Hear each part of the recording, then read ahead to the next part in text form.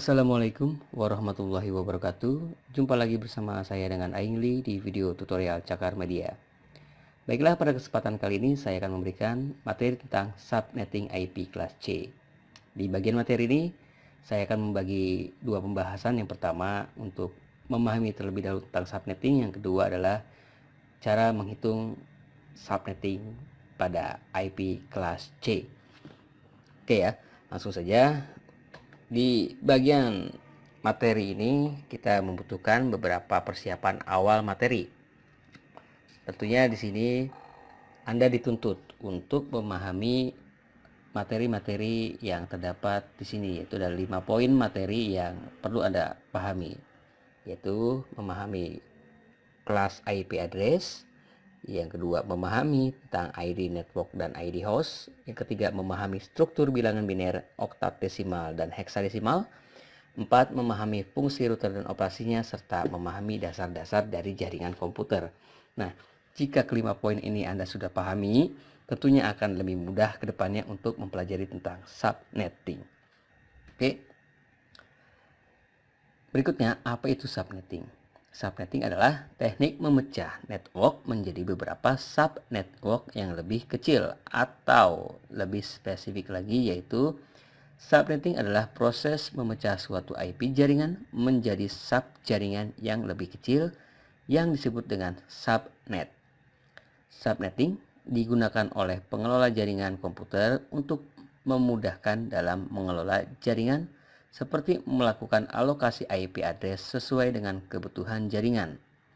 Dan prosedur subnetting sendiri dilakukan dengan memakai nilai CIDR atau prefix ya, Classes Interdomain Routing.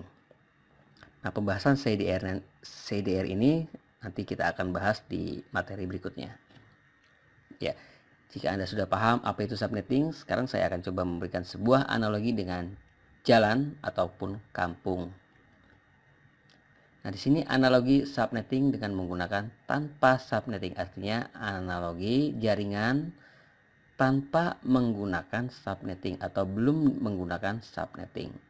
Seperti ini, Jalan Raya Cipayung, di mana Jalan Raya Cipayung ini adalah jalan raya utama, yang dimana jalan raya utama ini berfungsi sebagai jalan raya yang memiliki akses jalur ke kota, akses jalur ke daerah. Oke, di sini terdapat rumah-rumah warga, yang dimana rumah warga ini bersampingan dengan jalan raya atau yang berada di pedalaman tentunya. Seperti ini juga. Nah, di mana rumah-rumah warga ini memiliki nomor rumah atau nomor-nomor identifikasi ya, kalau di dalam sebuah jaringan nomor IP address. Nah, jika Anda lihat di gambar ini, maka akan terlihat seperti yang atau seperti rumah yang tidak terstruktur dengan rapih gitu ya. Jadi berantakan sekali. Jadi bagaimana cara mengatasi ini? Untuk mengatasi hal ini maka diperlukan sebuah subnetting ya. Nah, tentunya jika rumah-rumah ini bertambah banyak, maka akan lebih sumpek, lebih padat, lebih tidak tertata. Jadi, untuk mengakses jalan raya ini maka dibutuhkan sebuah subnetting. Nah, kalau rumahnya banyak, penduduknya banyak, ya, warganya banyak, jadi kalau tumpah ke jalan raya semuanya maka sangat padat lah di sini ya tentunya. Nah, ini untuk analogi tanpa subnetting dengan analogi perumahan. Nah, berikutnya lagi di sini saya berikan gambaran analogi menggunakan jaringan komputer. Misalkan di sini terdapat sebuah jaringan komputer LAN, yang dimana satu akses jaringan memiliki number 19.21.681.0. Ini adalah jaringan utamanya dan ini adalah hostnya atau klien-kliennya. Nah, di mana klien-klien ini membutuhkan jalur utama ya untuk mengaksesnya. Nah, jika jalur utamanya macet, ya kenapa macet? Karena semuanya mengakses jalan utama ini, ya. Nah, jika semuanya tumpah ke akses ini, maka akan terjadi kemacetan data, ya. Nah, untuk mengatasi hal ini maka dibutuhkan sebuah subnetting. Nah, berikutnya lagi ada analogi subnetting. Nah, seperti gambar yang sebelumnya itu tidak tertata dengan rapi, tapi sekarang kita lihat di sini sudah tertata rapi dengan menggunakan teknik subnetting, yang dimana setiap blok atau setiap gang memiliki RW. Seperti ini. Jadi setiap RW bertanggung jawab atas warganya di bidangnya masing-masing. Misalkan RW 1 ya bertanggung jawab di atas warga RW 1. RW 2 ya bertanggung jawab di atas warga RW 2. Seperti itu. Dan gang-gang ini disebut sebagai jalur subnya atau subnetnya atau gang. Nah, ini yang disebut sebagai subnet ini gang nih. Jadi gang-gang ini adalah subnetnya. Gitu ya. Dan broadcastnya itu yang disebut sebagai RW-nya. Jadi broadcast itu RW-nya. Apa sih fungsinya? Fungsinya adalah untuk menginformasikan ke warga. RW ini menginformasikan ke warga.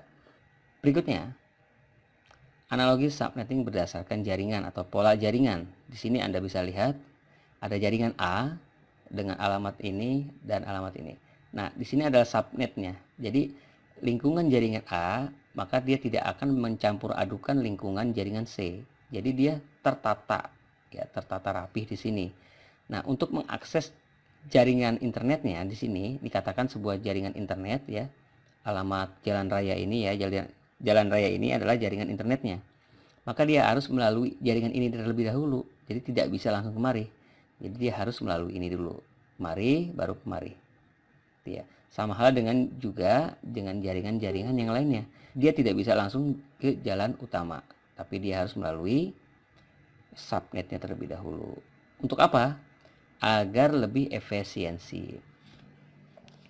Nah, untuk seorang administrator jaringan, ya, tentunya ini hal yang sangat lebih mudah untuk mengidentifikasi berbagai macam permasalahan. Misalkan dalam jaringan ada kerusakan, maka dia tinggal melihat jaringan subnet mana yang rusak. Jadi dia tinggal mencari, oh ternyata jaringan subnet yang ini yang rusak. Maka dia harus mengatasi jaringan yang A ini. Nah, kalau tadi kita lihat jaringan yang semeraut itu, untuk mengidentifikasi masalahnya itu akan terasa sangat sulit sekali. Nah, untuk hal ini, ya, membangun sebuah subnetting ini keuntungannya adalah di sini. Agar lebih mudah mengidentifikasi permasalahan yang terjadi pada setiap jaringan. Oke, berikutnya lagi. Seperti yang saya sudah singgung tadi, apa itu CIDR? Contoh di sini adalah contoh IP dengan CIDR 24. Nah, yang dimaksud dengan CIDR itu adalah, Anda bisa lihat IP ini. IP ini adalah 19.2.168.1.1 dengan standar slash 24. Nah, yang dimaksud dengan CIDR adalah 24 ini. 24 ini merupakan nilai CIDR atau prefixnya. Apa sih nilai CIDR itu? Angka 24 CIDR ini merupakan indikator dari nilai subnet mask. Jadi ketika Anda melihat IP ini, maka Anda sudah bisa melihat bahwa IP ini memiliki subnet mask 255.255.255.0. Ya, kenapa seperti itu? Karena ini merupakan hasil konversi dari bilangan biner. 8 angka ini didapat dari mana? 8 angka ini didapat dari nilai maksimal binary. Ya, nilai maksimal binary. Nilai maksimal binary itu bisa kita lihat di sini. Di sini ada nilai maksimal itu sebanyak 8 digit. Karena dalam perhitungan sistem komputer, binary untuk ini adalah 8 digit dan memiliki 4 oktat. Di sini terdapat 8 digit maksimal, 1111 terdapat 8 digit, maka jika dikonversi ke dalam bilangan desimal maka akan menghasilkan nilai 255. Dan di sini juga terdapat 8 digit penuh, maka akan menghasilkan nilai 255. Dan di sini juga terdapat 8 digit penuh, maka akan menghasilkan nilai 255. Dan di sini 0, maka akan menghasilkan nilai 0. Maka dapat dikatakan bahwa nilai dari CIDR 24 adalah 255.255.255.0. Ya. Berikutnya lagi. Nah, bagaimana jika CIDR berikut? Kalau tadi kan CIDR-nya adalah 24. Nah, bagaimana jika CIDR-nya adalah 26? Berapakah nilai net mass-nya?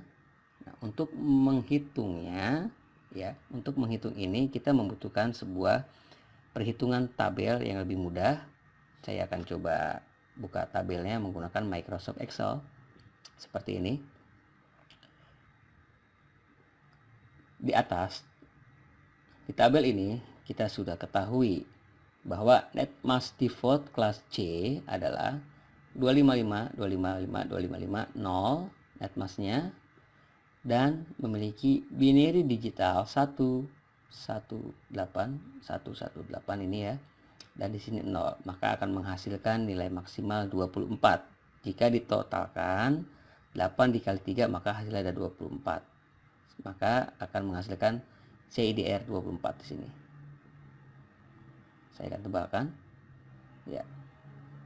Berikutnya lagi, netmask custom kelas C. Saya buat sebuah netmask custom dengan CDR 26. Bagaimana cara menghitungnya? Cara menghitungnya untuk menentukan jumlah netmask yang di terakhir ini berapa kira-kira ya.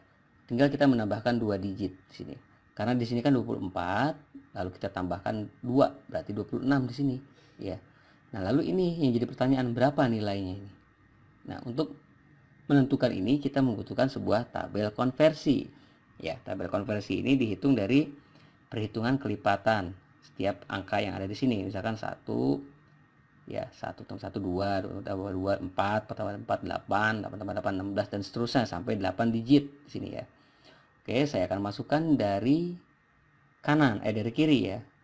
Nah, jadi pertanyaan ini, kenapa harus dari kiri ya angka satunya? Kenapa harus dari kiri? Sebenarnya nggak jadi masalah ya. Mau dari kiri atau dari kanan nggak jadi masalah. Yang penting nanti untuk meletakkan angka binary itu sesuai, gitu ya. Maka saya akan meletakkan angka binary yang pertama di sini. Karena saya akan kaitkan angka binary yang ini yang terakhir ya. Ada 2 angka biner, yaitu 1 1. Nah, di sini saya masukkan 0, 1 0 0 0 0 0. Ada berapa digit? 1, 2, 3, 4, 5, 6, 7, 8 ya. Maaf saya perbesar. Nah, di sini ada 8 digit. Yang pertama 11000, maka saya akan isi di sini 1, di sini 1, dan di sini 0 0 0 0 0 dan 0. Nah, untuk mencari nilai dari CIDR-nya adalah di sini ya. Di angka 1 ini terisi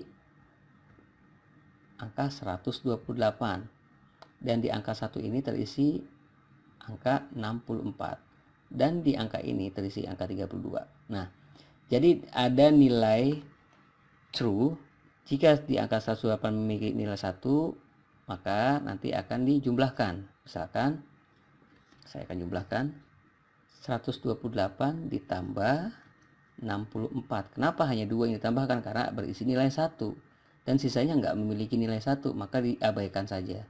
Jadi saya akan jumlahkan nilai yang berisi nilai true saja atau nilai 1. Maka saya akan jumlahkan, maka akan terdapat nilai 192.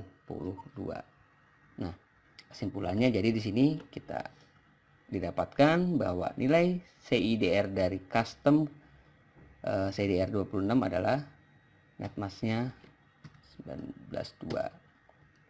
Nah, jadi ini hasilnya gitu ya. Nah, ini yang dimaksud dengan CIDR 26 dengan netmasknya adalah 192 gitu ya, kira-kira seperti ini. Kita kembali ke materi. Di pertanyaan ini, bagaimana jika CIDR berikut? Nah, berapa kan nilai netmasknya? Tadi sudah kita hitung, jadi nilai netmasknya adalah 192. Kira-kira seperti itu. Dan ini nilai binernya ya. Binernya sama seperti yang tadi. Nah, saya rasa di sini sudah paham. Ya, kalau sudah paham kita lanjut ke slide berikutnya. Lalu apa manfaat subnetting? Ya, manfaatnya adalah yang pertama, mengurangi kemacetan data lalu lintas jaringan, ya seperti yang saya sudah gambarkan tadi. Yang kedua, lebih teridentifikasi berdasarkan subnetnya. Ketiga, mengoptimalkan kemampuan jaringan agar lebih efisien, ya artinya ketika ada sebuah permasalahan ataupun apa ya, jadi gampang untuk mengoptimalkannya. Yang keempat, agar lebih mudah memanajemen jaringan. Jadi gampang banget kalau sudah diterapkan subnetting untuk menerapkan manajemen jaringan. Yang berikut lagi, optimasi waktu perputaran data jaringan. Jadi jaringan itu tidak macet ya. Jadi sesuai berdasarkan subnetnya.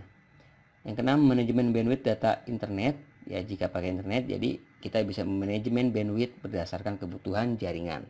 Jadi kalau ada internetnya, misalkan mendapatkan di dalam jaringan mendapatkan internet sebesar 10 mega, maka kita akan bisa membagi-bagi 10 mega itu ke berbagai jaringan sesuai dengan kebutuhannya. Nah, itulah yang dimaksud dengan manajemen bandwidthnya. Nah, itu manfaatnya. Berikutnya lagi, lalu apa tujuan dari subnetting ini? Nah, untuk konsepting tujuan subnetting itu biasanya kita dituntut untuk mencari jumlah subnet ya. Untuk kelas C berapa subnetnya yang didapatkan gitu ya. Mencari jumlah host per subnet. Jadi mencari jumlah host yang didapat per subnet itu berapa sih gitu ya. Terus berikutnya lagi menentukan blok subnet. Yang berikutnya lagi menentukan alamat host dan broadcast yang valid. Nah, keempat ini biasanya selalu muncul dalam pertanyaan subnetting. Ya, untuk apa sih kita mencari subnetting? Ya ini, mencari jumlah subnet, jumlah host, blok subnet, alamat host, dan broadcast. Ya, baiklah, itu saja yang dapat saya sampaikan. Mudah-mudahan ada manfaatnya. Jika masih kurang paham, bisa bertanya di forum. Dan mohon maaf jika banyak kekurangan dari kalimat-kalimat yang saya sampaikan ataupun materi-materi yang saya sajikan. Terima kasih dari saya. Sekian. Wassalamualaikum warahmatullahi wabarakatuh.